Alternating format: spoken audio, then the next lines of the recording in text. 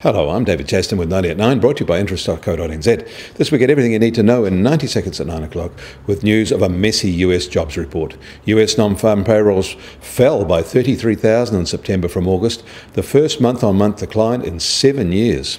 Hurricanes have been touted as the reason, but of course there have been hurricanes many times over those past 7 years. Prior month data has also been revised lower. But hourly pay rates rose 2.9% year on year, the fastest rise in at least 5 years. While the employment data is somewhat messy, the wage data is very important, and Fed observers expect them to ignore the headline jobs level and see the pay rate rise as a reason to raise interest rates again at least once this year. In Germany, an odd situation is brewing between a major bank and its largest shareholder. The CEO of Deutsche Bank has been going out of his way to snub HNA Group, who have built up a 10% shareholding in the bank. The odour seems to be too much for him. But his bank is in need of bolstered capital, so the bargain made is very uncomfortable for the institution.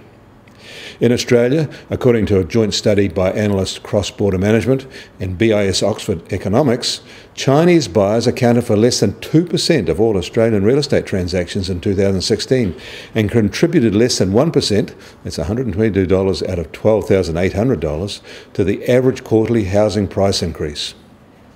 And in China, today marks the end of their Golden Week holiday period.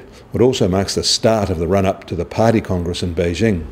Even stricter travel and internet controls are being put in place to ensure the coronation of President Xi as an absolute ruler that goes without a hitch.